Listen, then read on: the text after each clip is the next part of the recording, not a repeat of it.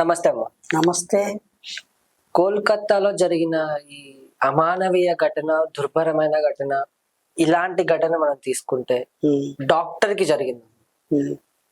ఈ సంఘటన జరిగినప్పటి నుంచి నాకు ఒక డౌట్ అమ్మా. అంటే ఇలాంటి దుర్భరమైన సంఘటనలు జరిగిన తర్వాత డాక్టర్స్ చాలా మంది, ఏదైతే లేడీ డాక్టర్స్ ఉంటారో వాళ్ళు చాలా భయభ్రాంతులకు గురవుతున్నారు.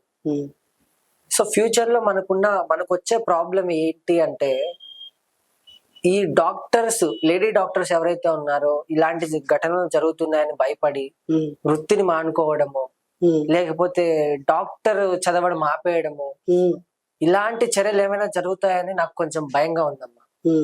అంటే ఇలాంటివి జరిగే అవకాశం కూడా ఉండొచ్చమ్మా? లేదండి, అలాంటివి జరగకూడదు, జరగవు.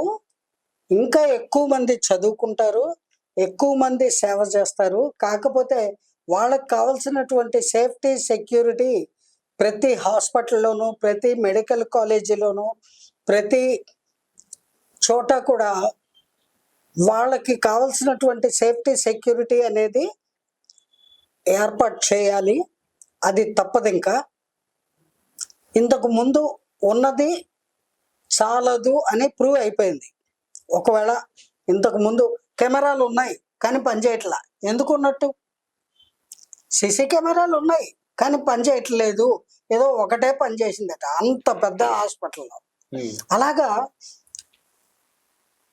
జాగ్రత్తలు తీసుకోవాలి ప్రభుత్వము, హాస్పిటల్ యాజమాన్యము, అలాగే ఈ వైద్య వృత్తిలో ఉన్నటువంటి మహిళా వైద్యులు కానీ, లేదా వాళ్ళ తాలూకు బంధుమిత్రులు కానీ, వాళ్ళు సెల్ఫ్ సేఫ్టీ కూడా చూసుకోవాలి.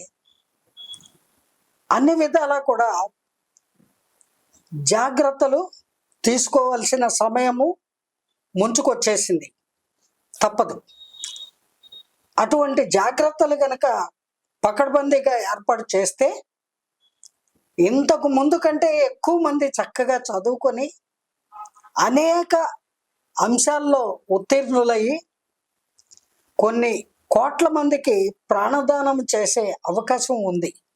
ఎందుకంటే మనిషిగా పుట్టిన ప్రతి వాడికి, శరీరం ఉన్న ప్రతి వాళ్ళకి రోగాలు అనేవి వచ్చే అవకాశము ఉంటుంది.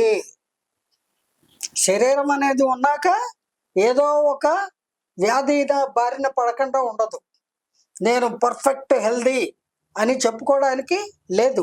సడన్గా హార్ట్ అటాక్ వస్తుంది, లేదా హై బీపీ వస్తుంది, లేదా లో షుగర్ అయ్యి కోమాలోకి వెళ్ళిపోతాడు. హాస్పిటల్కేగా తీసుకెళ్ళేది, ఇంట్లో పెట్టు కూర్చోరు కదా. అయ్యో పడిపోయాడు, కోమాలో ఉన్నాడు అని చూస్తూ చచ్చిపోయేదాకా వెయిట్ చేయరు కదా. ఆ వచ్చేవన్నీ మంచి వాళ్ళకే వస్తాయి. ఆ సంజయ్ రాజ్ గారు లాంటి వాళ్ళకి ఎందుకు రావమ్మా? వాడికి అనేక వ్యాధులు ఈ పాటికి వచ్చి ఉంటాయి. అందుకే వాడు ధైర్యంగా నాకు కావాలంటే ఊరేసుకోండి అన్నాడు. వాడికి తెలుసు వాడి మృత్యు దగ్గరలో ఉందని. చెప్పరు. చెప్పకపోయినంత మాత్రాన వాడికి ఉండే వ్యాధులు వాడికి ఉండుంటాయి. వాడికి అన్నిటికంటే మానసిక రుగ్మత ఉంది, భయంకరమైన రేపిస్ట్ వాడు. దాన్ని మించిన వ్యాధి ఇంకోటి ఉందా? ఆ వ్యాధి వల్లే కదా వాడు ఇలాంటి ఘాతుకానికి ఒడిగట్టాడు.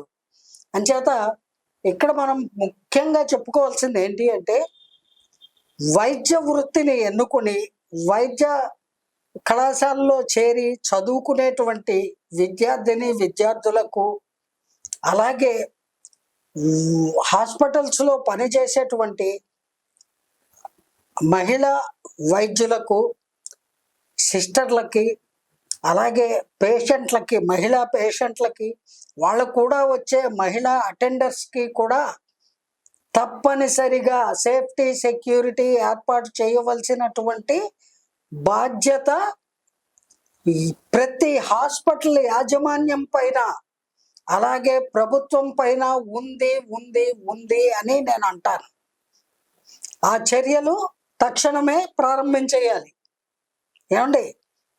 అలా చేయకపోతే హాస్పిటల్కి వెళ్ళడానికి రోగులు భయపడతారు, వెళ్ళకపోతే రోగాలతోటి పోతారు, చనిపోతారు. అలాగే వైద్యం విధానాన్ని నమ్ముకొని బతుకుతున్న వాళ్ళకి కూడా చాలా ఇబ్బందికరమైన పరిస్థితులు ఇవి. అంచేత ఈ పరిస్థితుల నుంచి వాళ్ళు కోలుకొని నార్మల్గా డాక్టర్ వృత్తి చెయ్యాలి. పేషెంట్లు వాళ్ళకి అనారోగ్యం వస్తే హాస్పిటల్స్కి వెళ్ళాలి, వైద్యం చేయించుకొని సంపూర్ణమైన ఆరోగ్యవంతులుగా మారి తిరిగి క్షేమంగా ఇంటికి రావాలి అంటే చేయవలసినటువంటి పని ఏమిటి అంటే వాళ్ళందరికీ సేఫ్టీ సెక్యూరిటీ అనేటువంటివి తప్పనిసరిగా ఏర్పాటు చెయ్యాలి. ఇక్కడ డాక్టర్స్ ఒకరే కాదమ్మా, పేషెంట్లు కూడా చాలా మంది అది అంటే ఒక హాస్పిటల్లో డాక్టర్కే ఇలా జరిగింది మనకు జరగదా అనే విధంగా పేషెంట్లు కూడా ఆలోచించి ఈ రోజు హాస్పిటల్కి వెళ్ళాలంటే భయపడుతున్నారు. అవును, భయపడతారు, ఆలోచిస్తారు. అందుకే నేను చెప్తున్నాను కదా, ఈవెన్ పేషెంట్లకి వాళ్ళు కూడా ఉండే అటెండర్స్ కూడా సేఫ్టీ సెక్యూరిటీ కావాలండి. లేకపోతే హాస్పిటల్కి వెళ్ళడానికి వాళ్ళు భయపడతారు, వైద్యం చేయడానికి వీళ్ళు భయపడతారు. అందరూ భయపడుతూ కూర్చుంటే ప్రాణాలు పోతాయి. అల్టిమేట్గా జరిగేది అది. అంటే మనుషులందరూ చచ్చిపోయిన తర్వాత ఈ రాజకీయాలు చేసేటువంటి వాళ్ళు, ఈ ప్రభుత్వాలు ఎవరిని శవాల్ని వెళ్తారా, శ్మశానాన్ని వెళ్తారా? ప్రాణులు ఉండాలి కదా, మనుషులు ఉండాలి కదా, అందరూ ఆరోగ్యంగా ఉండాలి కదా.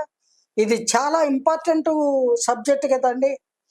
ఇప్పుడు హాస్పిటల్, డాక్టర్లు, పేషెంట్లు వీళ్ళందరూ కూడా చాలా ఇంపార్టెంట్. సమాజంలో అతి ముఖ్యమైన అంశం ఇది. ఆషామాషి విషయం కాదు. ప్రతి మానవుడికి హాస్పిటల్తో పని పడుతుంది. అలాగే ప్రతి డాక్టర్కి వైద్యం చేయడానికి కావలసినటువంటి సదుపాయాలు, సేఫ్టీ సెక్యూరిటీ కంపల్సరిగా ఉండాలి. అంటే ఈ రోజుల్లో హాస్పిటల్ అనేది ఒక దందా అమ్మ. మనం ఓపెన్ గా మాట్లాడుకుంటే హాస్పిటల్ అనేది విద్యా వైద్యం. ఈ వైద్యం అనేది ఒక దందా. ఏదైతే డబ్బుల గురించే ఇది నడిపిస్తున్నారు కానీ అక్కడున్న పేషెంట్లకు కానీ అక్కడున్న డాక్టర్స్ కానీ మినిమం సదుపాయాలు లేవు. నేను మీతో చెప్పేది ఇదేనండి. ఈ దందాలు, బంధాలు ఇవన్నీ బంద్ చేయాలి. బందా అంటే ఫోజులు ఇవ్వడం, దందా అంటే తెలుసుగా మీకు. ఇవి ఇంకా ఆపాలి, వాటిని అదుపు చెయ్యాలి మన ప్రభుత్వాలు.